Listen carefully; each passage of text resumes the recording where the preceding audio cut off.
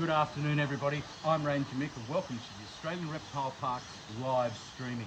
Now, it's raining here at the park today. Wonderful day for ducks, wonderful day for frogs, and a fabulous day for funnel web spiders. Now, many of us have been at home for a long time, a lot of time in the backyard. Let's have a closer look at the funnel web spider. Now, the one I've got down in here, we've got it in a Perspex cube. It's nice and contained. This one is a male. Now, this animal has incredibly toxic venom. There have been well over a dozen deaths, and without the anti-venom program that we run here at the Reptile Park, the CSL in Melbourne reckon there'd be maybe a dozen deaths each and every year, and those would be primarily children. Now, like all spiders, it's relatively non-aggressive, but if it's sheltering in your shoe that you've naively left outside overnight, when Mr. Toe comes in, spider has no other option but to defend itself, and that's when a bite occurs. Now, the other way to get bitten is, of course, to be a bit lazy in the backyard. If you're doing some gardening, make sure you wear gloves. It's really not that hard. Protects you from all sorts of stuff, splinters, all sorts of spiders, and in particular funnel webs. Now, if you have encountered one, if it's in the house, we've got some instructional videos on our website of how to safely catch them, package them up. You leave them at one of our drop-off points, and the spider from your backyard today will save somebody's life in about 12 to 18 months' time. Now, of course, here at the Reptile Park, we don't just milk spiders, we milk snakes too. We're going to do one of those in a few minutes. But the next thing we're going to have a look at, highly venomous, has the capacity to kill you. Have a look at this.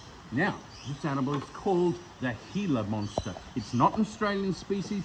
We find this in the southern parts of the US. Now, its Latin name is Heliodermis, and if we can have a close look, little raised scales, and they're actually conical in shape. Now, it's a beautiful looking animal, and it's highly venomous, but it doesn't have fangs like a snake. A snake's fangs are in the top of the mouth. In this species, the venom gland is in the base of the throat, and when it bites, venom is secreted between the tooth and the gum in the lower jaw. It flows up into the wound, and they're tenacious. They bite, they don't let go, so enormous volumes of venom can enter the wound. Now, a lot of people look at this and they think, oh, it's kind of intriguing, but, you know, it can kill you. It's kind of hideous. Well, if you suffer from diabetes, if you're into the hot chips and fizzy drinks, this might be the animal that saves your life. The latest diabetes medication is actually a derivative of a protein that we find in the venom of the Gila Monster. Many of the animals we've been culturally terrified of for generations are holding the keys to some of our greatest medical mysteries. Now, they are absolutely beautiful. There's only a handful in Australia. There's only a couple of zoos that hold them, and this one really is a true delight. Now, they are classified as being extremely dangerous, but behind the scenes here at the Reptile Park, we reckon if you're bitten by one of these, it's required keeper assistance. The animal's actually very, very passive. And most of the documentation that we have about what happens to you when you're bitten by one has been garnered from captive fights. You're very unlikely to see one of these in the wild. Even if you're in the right environment, your chances of being bitten by one practically non-existent. Now, the next thing we'll have a look at is, oddly enough, a similar shape, minus the legs. Now, I'm going to do a little swap with Dan, and what I've got here is one of my all-time favourite individual snakes. Not only the species, but the individual. This is Barry, and Barry's what we call a death adder. And Barry's got one of the fastest strikes of any snake in the world. He's ranked number 5 in the world for toxicity or strength of venom. But I'm happy to say that a bite from a death adder responds extremely well to anti-venom therapy. And this is one of the species that we milk here at the Reptile Park. In fact, this little character saved far more lives than ever taken. Now, you might notice the very tip of the tail is discoloured. It's blonde. Now, that hasn't been bleached. That's a lure. This animal doesn't run down its prey like a brown snake or a tiger snake. Instead, it lays an ambush. It covers itself in dead sticks and leaves. We can have a look. The camouflage pattern is lovely for that. It will then elevate the tail, tip of the tail. It'll wiggle the tail in a very alluring manner. And if you're a tiny lizard or even a little bird, you might come down to investigate that lure. As soon as you're in the strike zone, bam, good night, Irene. This bloke strikes incredibly quickly. Now, Death adders are also very, very interesting in that they hardly move in their entire lives. If Dan and I go out and catch a death adder and we put a little tracking unit in it, if we release that animal, same place we caught it, if we came back 12 to 18 months later, we should be able to locate that death adder within around 10 metres of the place that we released it. These animals hardly ever move in their entire lives. Now, they are absolutely beautiful. They don't really occur anywhere else in the world. There are similar shaped snakes and snakes that behave in a similar manner, but really and truly, Australia is the home of the death adder. A couple of different subspecies, regional colour patterns. The southern one, Antarcticus, actually grows to be about half as big as this individual again.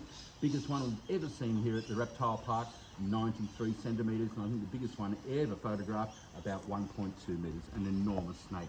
Now, we do love this one. He's very, very calm. And look, to those of you who are purists, I know you're thinking, why is that snake sitting on the hook? Death adders are renowned for not sitting on a hook. Barry, however, is the exception to the rule. He really is the most extraordinary animal.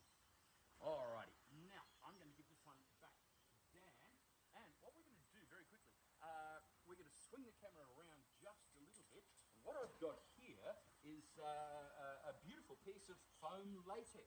Now, it's covered in plastic, and the plastic's been sprayed with a sort of slightly sticky material. And that's going to allow us to very carefully restrain or hold down the snake so that Dan can pick it up, and we're going to milk it. Now, the snake we're going to milk today, absolutely beautiful. This is the next one up, if you like, for strength of venom. This animal is the eastern tiger snake. We're going to do a slight swap here. We've got a bit of radio interference there. There we go. Now, ranked number 4 in the world for strength of venom. Now, in the early days, tiger snake was Australia's biggest killer.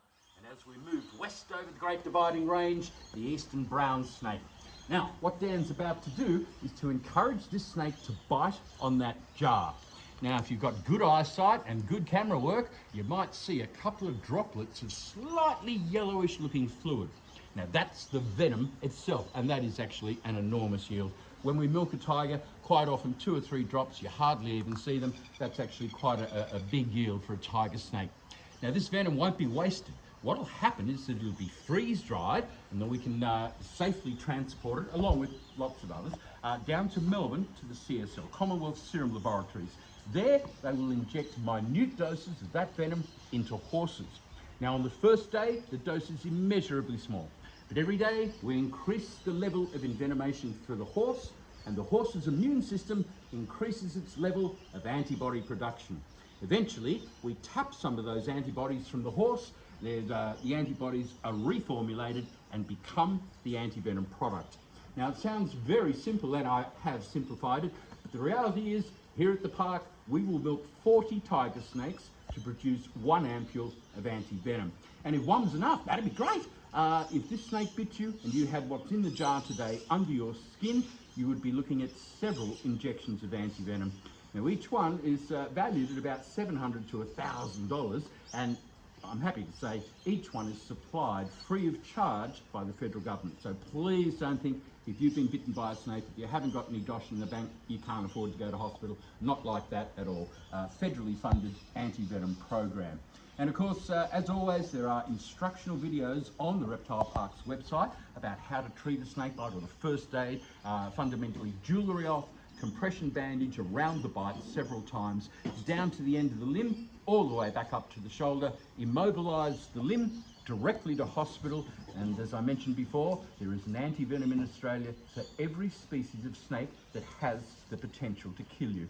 And it might not surprise you to know that all of those antivenoms originate right here at the Reptile Park. Now, we've got one more thing to show you, and this is slightly venomous.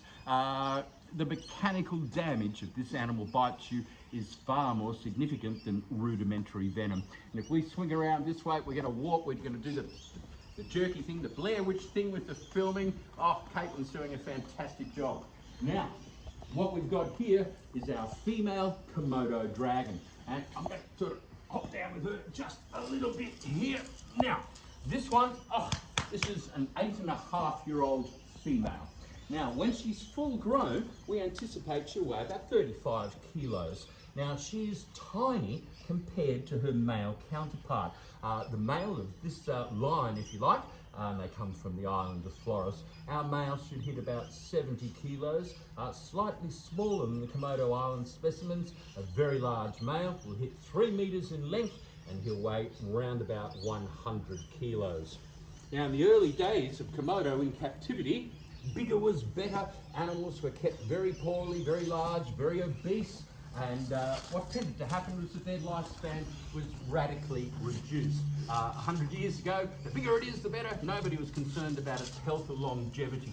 Well, what we're doing with these ones is growing them fairly slowly. We're trying to exercise them to avoid the obesity. And we're anticipating these, which you sniffed my foot, we're anticipating that these ones, if we're very lucky, may live here with us at the reptile park for around about 30 to 40 years if we're really, really lucky. So things are changing very much in zoos right around the world with the way these animals are kept. When we first received them here at the park, terribly dangerous, and we thought, well, what happens if you raise it like a dog? And ostensibly, what we got was a lizard that's just like a dog, or at least a lizard that likes to eat dogs. Either way, she's trained to harness, she's very familiar with the staff, and we can all handle her. And in fact, here at the park, we even can offer Komodo encounters where you can actually come in and interact with them up close. Now, at the moment, we can't do that. You can do it virtually. If you'd like to book a virtual tour of the Komodo Dragons, it's one-on-one. It's the whole sort of FaceTime. You can talk to the keeper. It's highly interactive. If you'd like to do that, contact the reptile park. We can certainly do that for you. And not just the Komodo Dragon. We can do virtual tours of just about anything here at the reptile park. We really can. Now, we do hope you had a little bit of fun today. We normally have a few questions at the end. Caitlin, how are we going today? Yeah, we've got a few questions. Yep. Why do we milk snakes for their venom? Why do we milk snakes? Well, the current technology for production of anti-venom is it's basically 75 years old. One day the day will come when we can mix up 5 chemicals in a test tube and voila, we have anti-venom. Currently the way we do it is by using that antibody response from the horses, and we just can't stimulate that response without the raw material, the venom itself. So the staff who work in the venom unit here at the reptile park not only save lives, but they are literally altruistic. They risk their lives on a daily basis to provide that raw material, that venom, in order to save the lives of people they'll never meet. You got to look really hard to find staff like that, and we're blessed here at the reptile park that all of our staff are in that same mindset. Is it true that Australia has the top 10 most venomous snakes in the world? Yes, that's correct. Most venomous. Now, a lot of people like to say most deadly. Well, deadliness is determined by how many individuals are killed.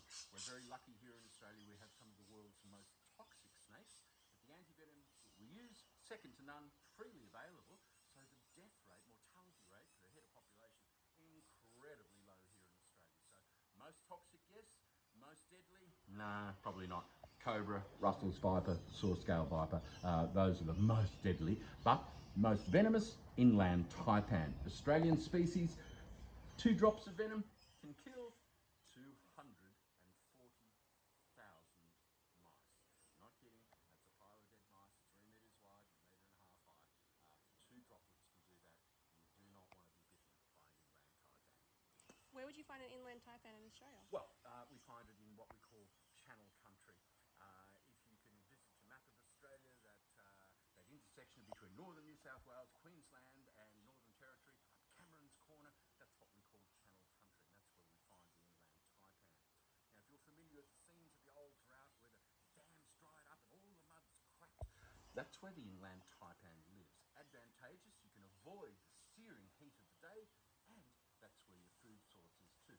They like to eat rats, and the rats hide in those cracks in the mud, and that's where we find inland taipan. Their area of distribution, very, very, very tiny. Unless you are out searching for that snake, it's not the snake you're likely to run into at all. But world's most venomous snake, inland taipan. Why do some reptiles have venom? Well, fundamentally, all snakes require a killing system. They're not herbivores, they're all carnivorous. Now, if you're a very large python, you don't require venom. You have enormous physical strength and you can strip your prey. But if you're a venomous snake, you're slightly built in the big scheme of things. You need a way to kill your prey, your food, very quickly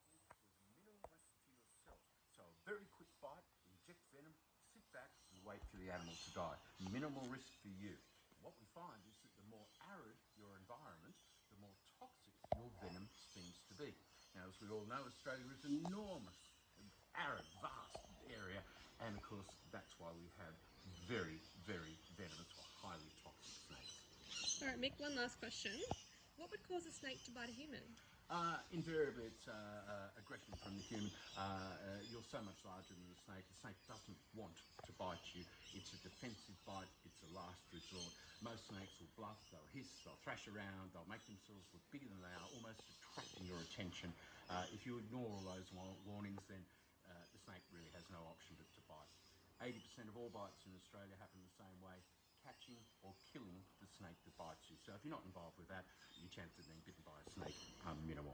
Now, we hope you've enjoyed today's live stream. The rain has stopped, the sun's coming out. It's absolutely delightful here at the park, and we just can't wait to have you all back here to see us. Thanks, guys. See you soon.